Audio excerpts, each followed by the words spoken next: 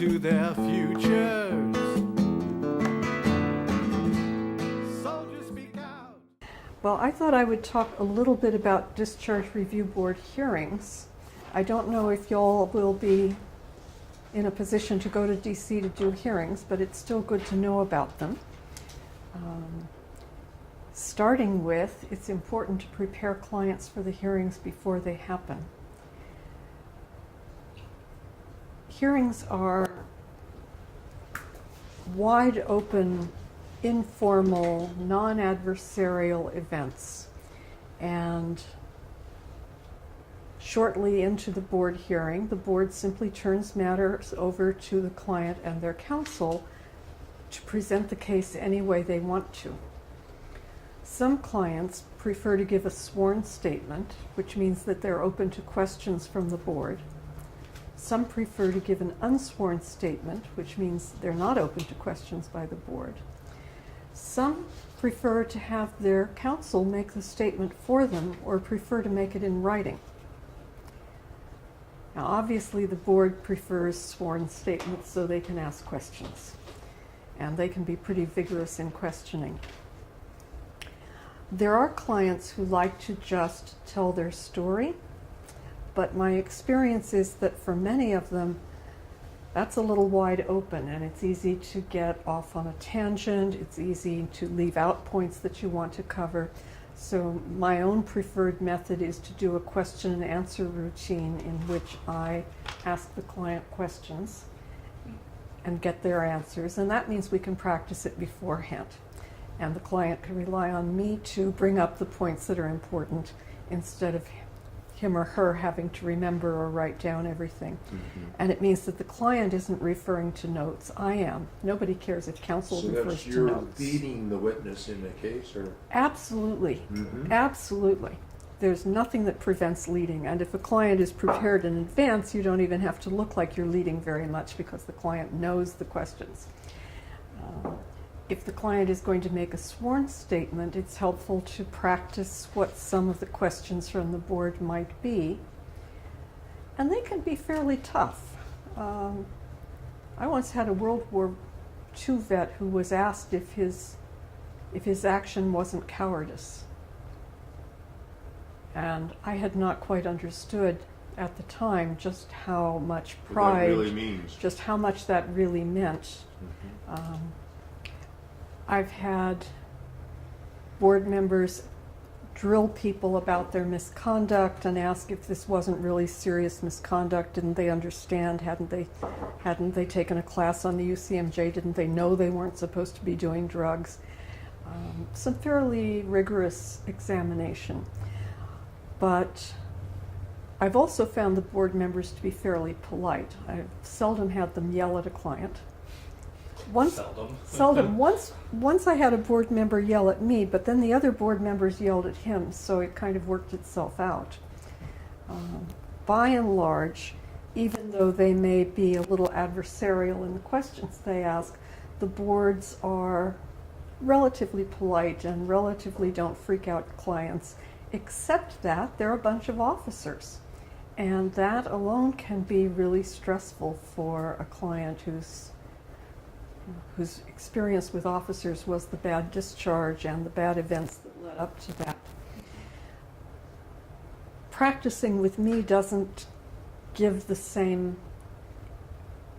experience as practicing with a group of officers, but unless you've got a few friendly officers around to help, the easiest thing to do is for you to practice with the client some of the kinds of questions and make sure that the client is presenting himself or herself well in style as well as in words. It is so easy for clients to get angry in these hearings or to become upset or to be distressed and have their PTSD be triggered. Mm-hmm. Working out some ways to avoid those problems or to compensate for them when they come up is an important part of that pre-hearing preparation. If you're going to have them how to dress and how to have the haircut appropriate, that might be accepted more by that group rather than what you're accustomed to? That's exactly right. Although I usually tell people not to overdress to an extent that they will feel uncomfortable. Men who never wear suits, who show up in suits, shouldn't. Because they are so uncomfortable that it is apparent. And we talk a little bit about how to respond if the board goes after them in a way that they don't know what to do with. We talk about the role of the representative in buffering some of those difficult questions. And so can I ask, what is someone supposed to do if they're being faced with questions they don't know what to do with? What do you tell people? Partly, if I'm going to be there, or if you're going to be there, I say that I can intervene at that point and try to rephrase the question, or ask the question in a less adversarial way. That if the questions are coming too rapid fire or too harshly for the client to answer, it's the role of counsel to say, can we slow down? My client still hasn't answered the last question, and I know he wants to expand on that point. Sometimes clients just stumble, and counsel has the opportunity to link that stumbling to one of the issues in the case. My client has post-traumatic stress disorder. This is a very difficult setting for him, as was X experience in the military. One thing that is difficult to deal with is anger, which unfortunately does come up. I once had a client who, while we were all sitting around waiting for our turn to go into the hearing, made automatic weapons motions in front of the clerk for the board. Not a good idea. It probably had nothing to do with our lack of success in the case, but I can't really say that for sure. We can talk with clients about their demeanor and about coping mechanisms if they get angry. If you get angry, stop. Explain that you're trying not to get angry. Give yourself a few minutes to breathe. Explain that you don't want to be pissed off at this board and be rude, but this is a really hard issue for you.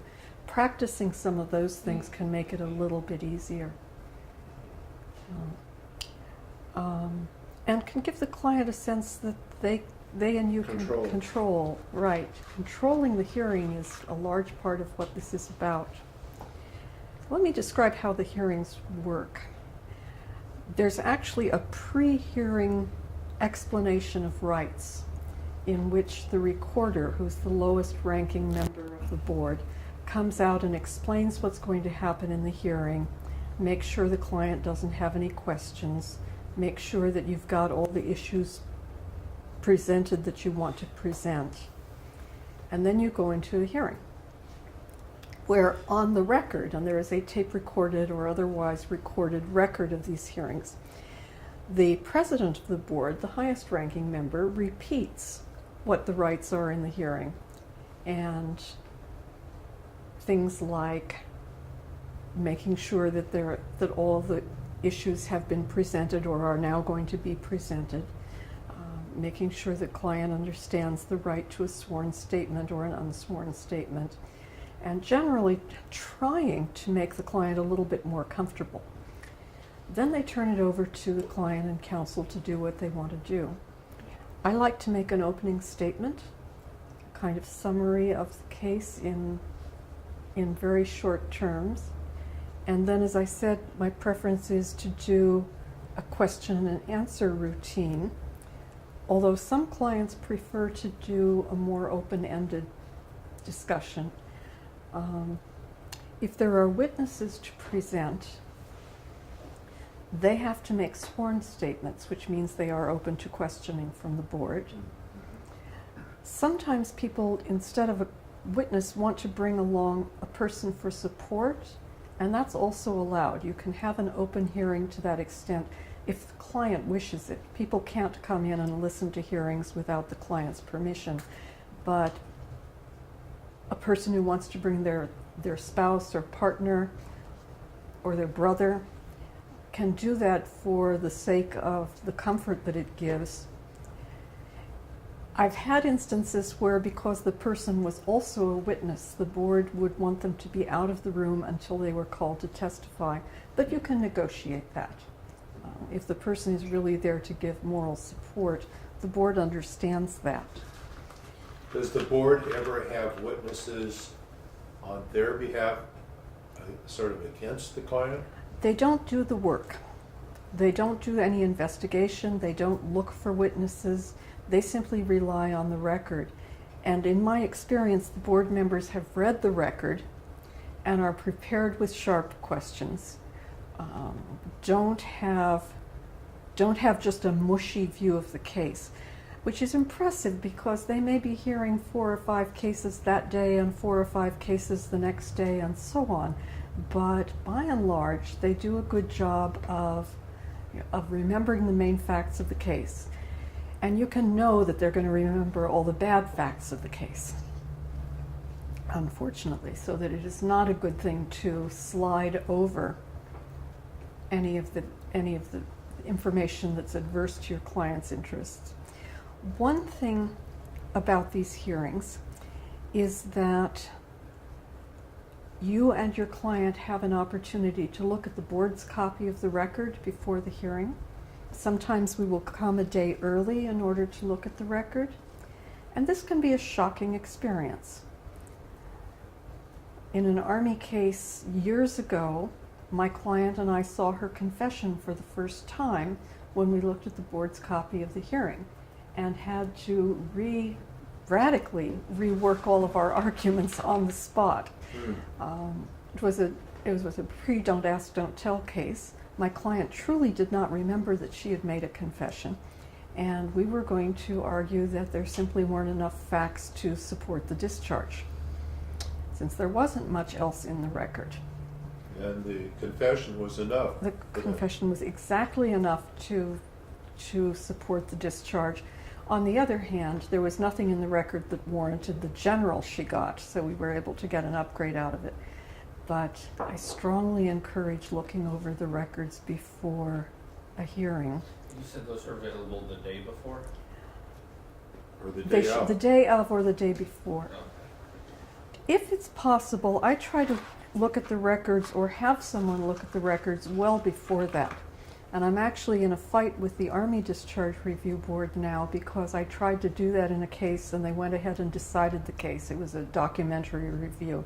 They decided the case while the records were being made available to me, like the day before my law clerk got there to see the records, so that we had not yet submitted our brief and documentation. We wanted to see the records first. Hopefully, I'm not going to run into that problem again, but it's valuable in any case, documentary review or personal appearance review, to try to see the records beforehand. In my case, the Army Board is taking the position that you have a right to see the records at or right before the hearing, but you don't have a right to see them at a documentary review. And we're going to appeal that to the Joint Service Review Activity, which handles complaints about the boards, and we'll see what we end up with. For the board's side, the recorder is supposed to have organized evidence and may have written up a written summary beforehand. The recorder usually is the first person to question your client, and then in order of ascending rank, the other members can ask questions as well. As I said, they're usually sharp but polite. They don't make any indication in the hearing of what their decision is going to be. Instead, they close for deliberations, and then about 6 weeks later, you get their answer. Now, sometimes, if you've been doing this for a while and have gotten friendly with some of the board members, they will give you an indication after the hearing. I once had a case in which a nice board member told me that the board had decided in our favor, and of course I felt an obligation to tell the client. The board went back to DC, this was when we had traveling panels, and promptly changed its mind. Really? Really. I was so offended. I don't think that's common, but it means that if you get hints from the board about what the decision will be, you can't take them Wait till you see with the any paper certainty. first. Wait till you see it on paper. The decisional document that they give, and I'm sorry that I didn't bring one, has to address every issue that you raised in the case. And that hearing is the last time really to present issues, so that if you haven't already, you want to present all of your documentary evidence, all of your issues, and your brief at the hearing. Right. I prefer to do it beforehand, if I can get at the records beforehand, so that they will have read everything by the time of the hearing instead of reading it after the hearing. But the hearing is the last official place where you can raise an issue. The decision document is written by the recorder then, or? I think so, and signed by all the members, and they vote. If there's a minority position, they will tell you that there was a minority who voted to upgrade when the rest did not.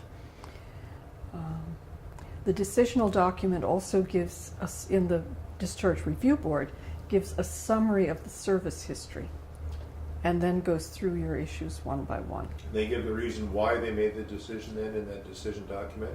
Yes, or they give the reason why they don't buy your issues. Right.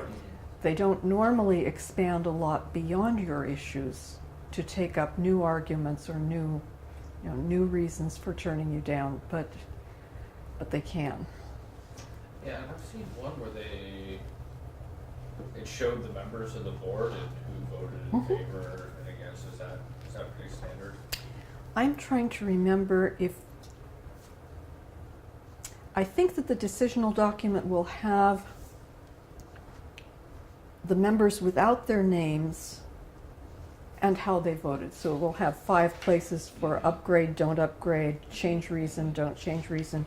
And I believe that you can ask for the names of the board members, but don't trust me on this. Okay. I haven't done it since I've seldom thought it was really important. The board doesn't stay consistent from year to year, and you're not likely to have enough experience with any particular board member to develop a pattern sense of their voting style. And that board member's assignment is their only military assignment?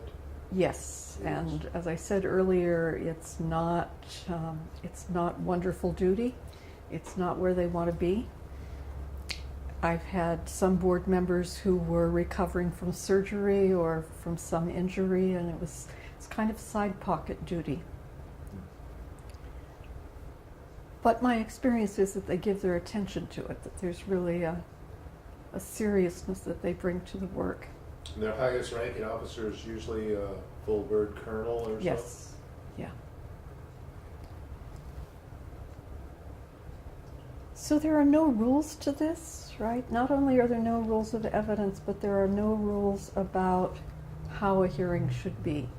I think this question and answer method is a very good method. I have an attorney friend in DC who has done a hearing for me because I don't think it's logical for a client to pay me to go to DC for a hearing. And in fact, it costs less to hire the attorney to do the hearing. He did a basic opening statement and then turned things over to the client, having prepared the client beforehand that that's what was going to happen. Fortunately, it was a very articulate client, but that style difference is a style difference. It's not a difference that has to do with the regulations. As somebody said earlier, a lot of what this hearing is about and a lot of the role of counsel is control. It's possible to become the focal point of decision making in the hearing and the focal point of what is discussed.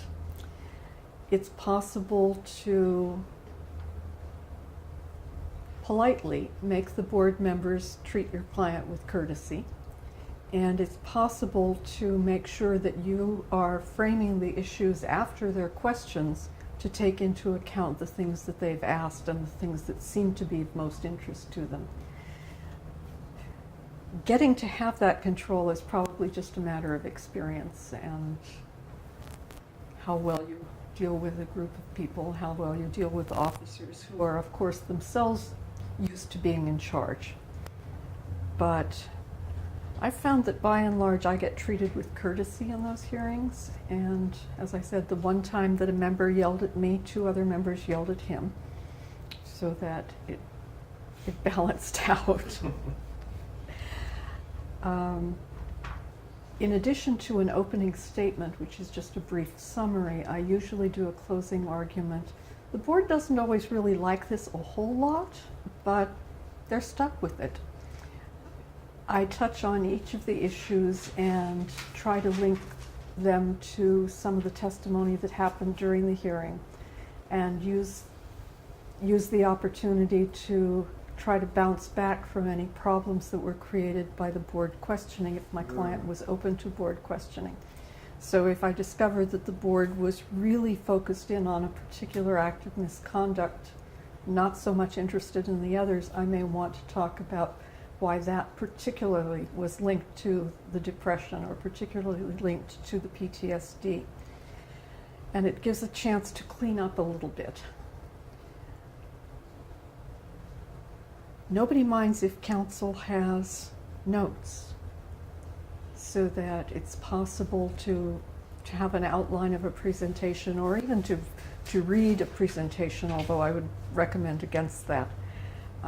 But while the client gets watched really rigorously for demeanor, honest looking, nervousness, that sort of thing, that doesn't seem to apply to counsel very much.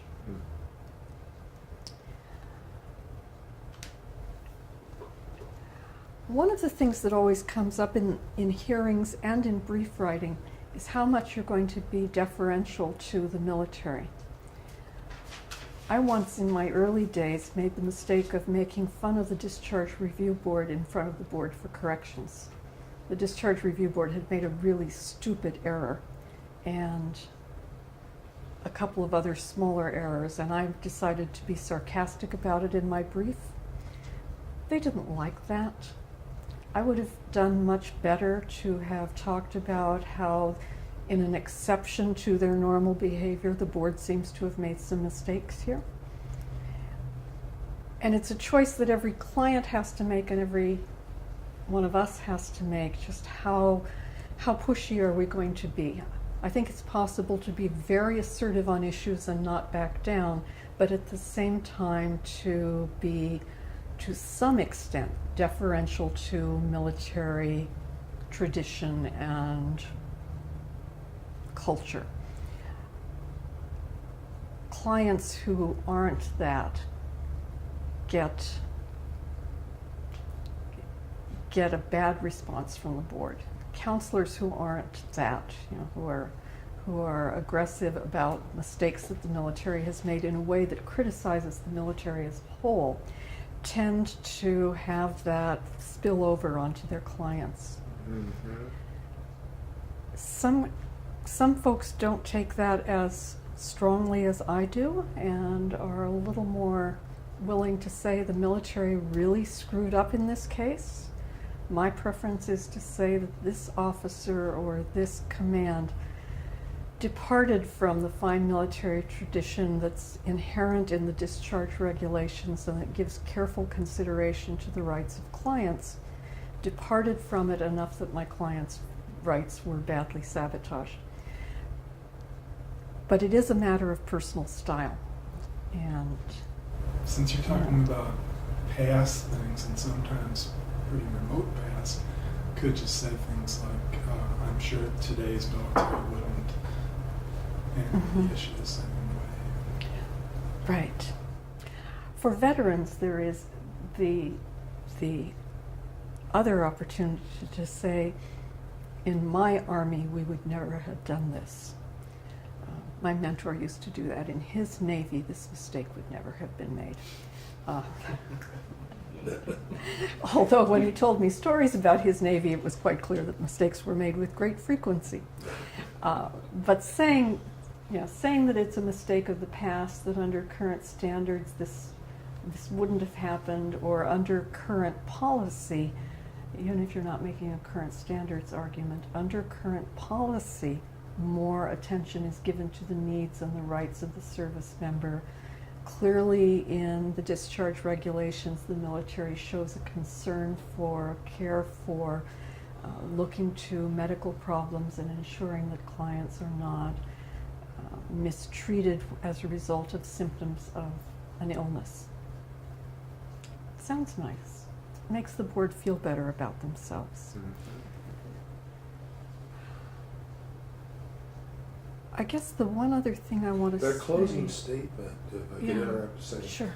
Is that when you lead the board to what you want for the outcome then? Yes. In the final thing? Yes. So that they're left with the, and here's what we expect, or here's what we're looking for?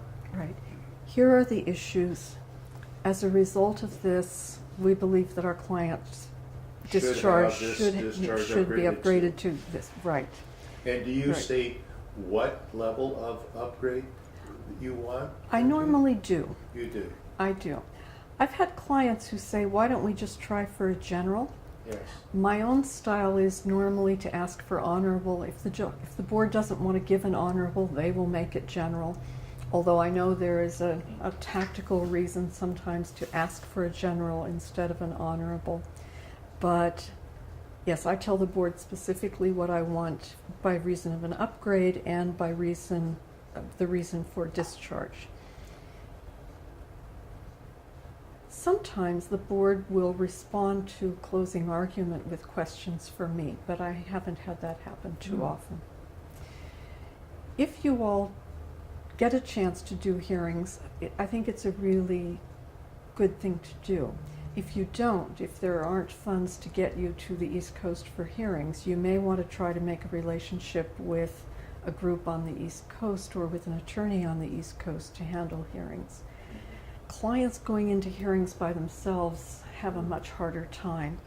The boards are probably a little bit nicer to them, but probably try to trip them up more than they would if counsel was present.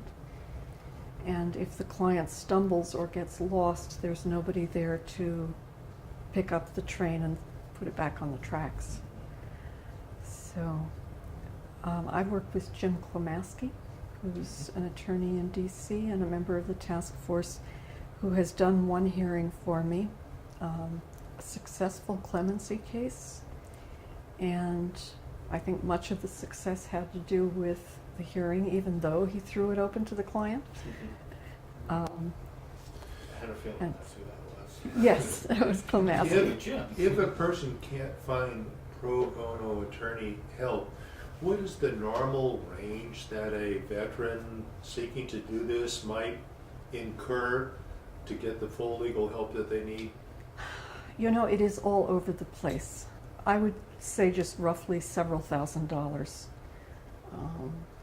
When I'm doing cases in my professional capacity, I normally charge for a documentary review about $1,500, which is, from my perspective, very little for the amount of work that goes into it, but from the client's perspective is overwhelming.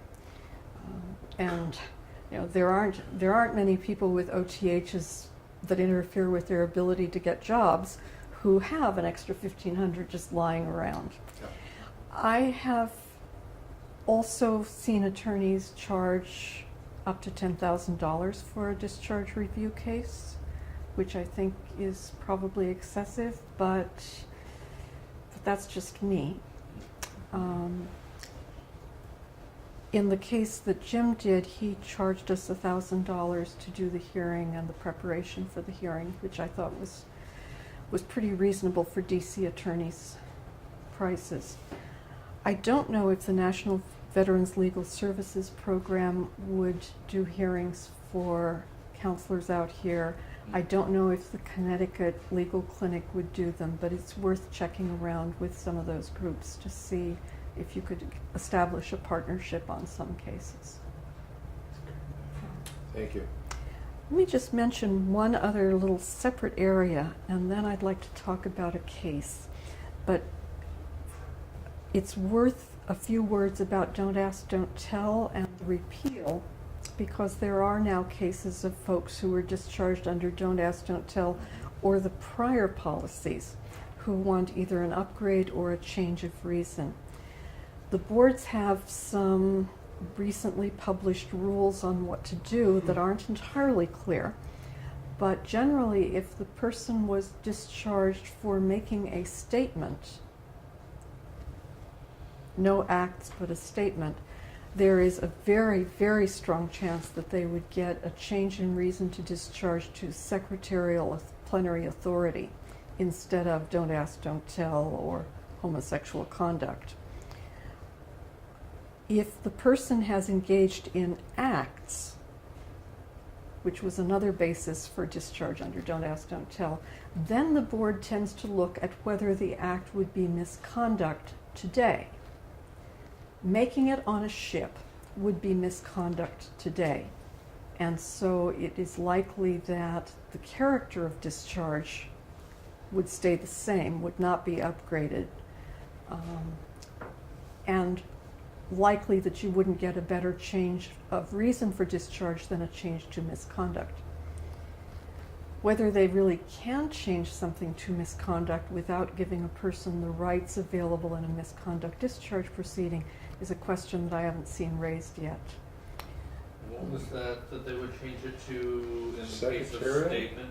Yeah, secretarial authority. With a marriage, which was the third reason, that should also be a change to secretarial authority.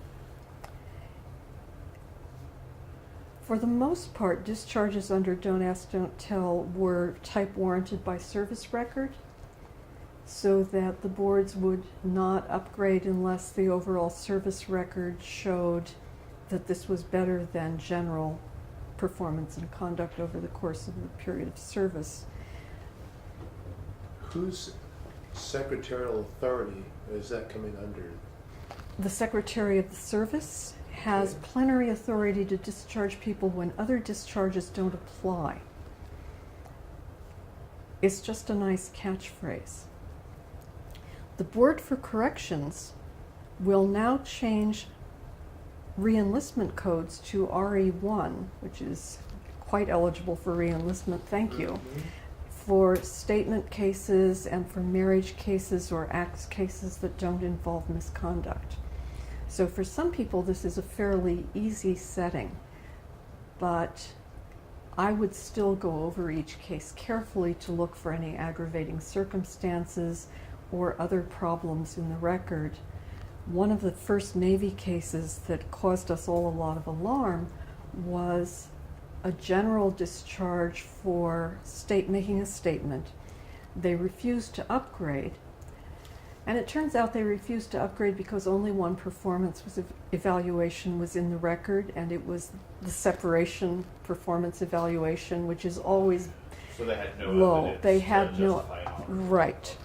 Right. Had there been counsel who looked at the records beforehand, they might have been able to, produce the prior performance evaluation or evidence of the overall performance. And so how are they dealing with, so if it's an act, they're looking at it in light of whether that act was or could have been misconduct. Today. Today. Yes. Are they taking in, I mean, I guess depending on the act, but currently consensual sodomy, which is anything other than a penis and a vagina, according to the military, is still against regulations. And so by that light, it's all any act is misconduct until they change that. But they're not following that. They're not following. They're not okay. following that. Which is good. I was private- like, wait a minute, yeah. that's still. Private consensual conduct between adults without a whole lot of disparity in rank is not seen as misconduct. Okay. But acts in public on a base might be considered misconduct depending on what the act is. I mean, it used to be that holding hands on base was worth an other than honorable discharge.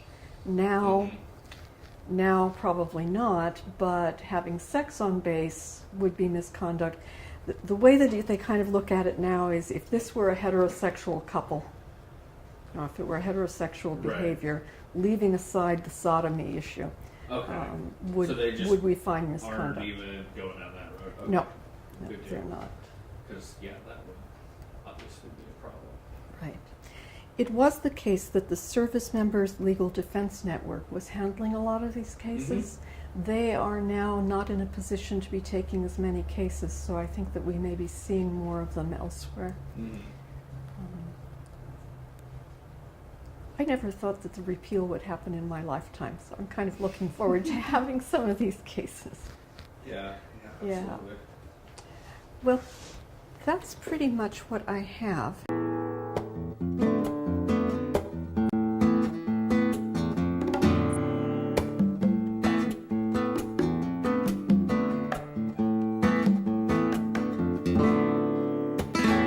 Soldiers speak out. We can tell the truth of what we've seen. We are not liars. Soldiers speak out. We have a duty to all children and to their futures.